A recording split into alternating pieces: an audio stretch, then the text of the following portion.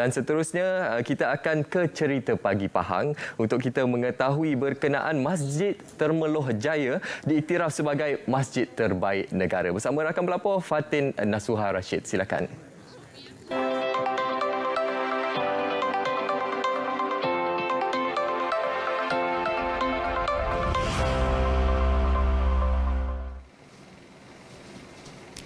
Baik, terima kasih rakan Sugas yang berada di Angkasa Puri. Jadi cerita pagi kami bawakan untuk anda menerusi Selamat Pagi Malaysia. Ketika ini saya berada di Masjid Taman Termeloh Jaya, Pahang. Dan sebenarnya untuk pengetahuan anda, masjid ini telah pun dianugerahkan sebagai masjid terbaik dalam standard penarafan masjid di Malaysia. Jadi mungkin anda nak mengetahui cerita lebih lanjut mengenai masjid ini. Kita nak bersama sendiri iaitu pengurus Masjid Taman Termeloh Jaya ini iaitu Dr. Abdullah Ismail. Okey.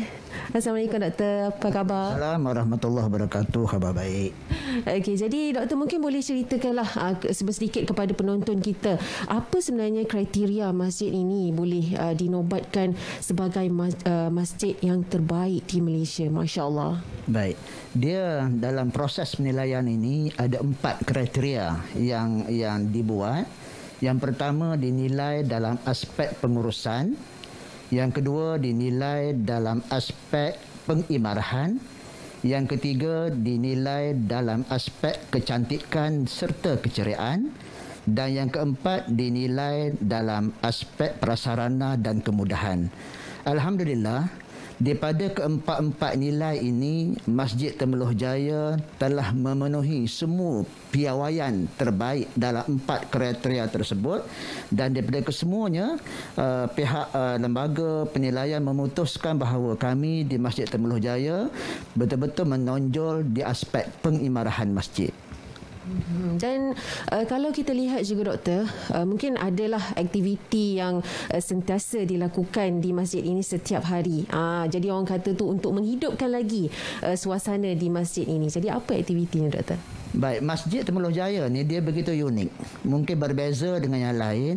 Masjid kami dia buka 24 jam. Artinya masjid yang mesra jemaah.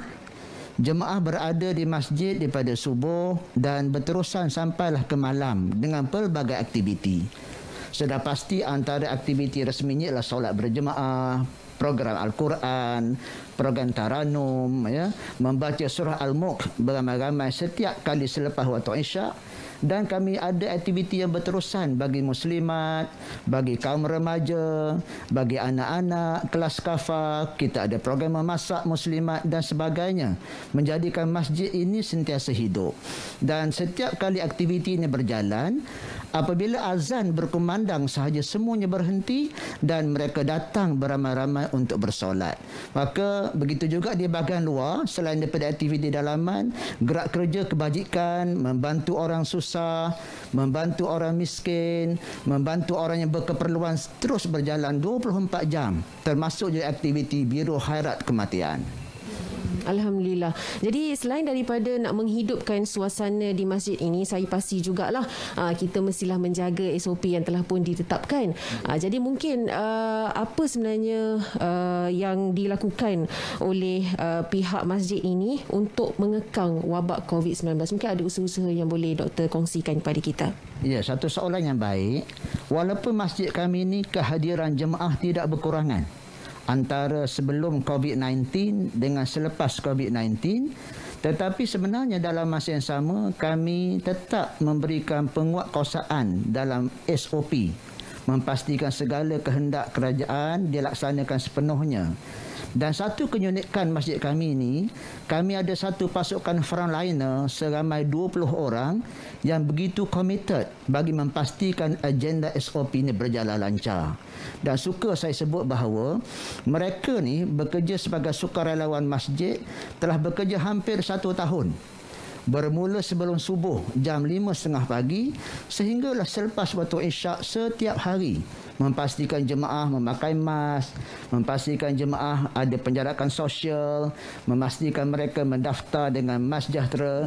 Tetapi dalam masa yang sama, sekiranya ada 1-2 orang jemaah yang katalah tertinggal sejadah, tertinggal mask, maka mereka di frontliner ni mewakili masjid akan menyediakan pilihan untuk mereka agar SOP dipatuhi tetapi aktiviti jemaah tetap dapat berjalan. Alhamdulillah. Oleh sebab itu, kalau kita dapat lihat, inilah Masjid Taman Temerloh Jaya yang telah pun dianugerahkan sebagai masjid terbaik dalam standard penarafan Masjid Malaysia. Jadi terima kasih Doktor. Ya, terima kasih kembali. Jadi itu dia cerita pagi dari Pahang kami bawakan untuk anda. Apa-apa pun kita kembali pada rakan penyampai di Angkasa Puri. Silakan.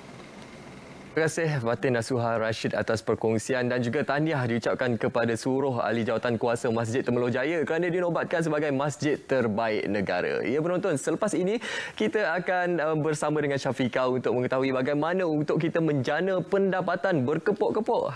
Tapi semua itu selepas ini kita nak berehat seketika dan saksikan kapsul yang kami sediakan ini.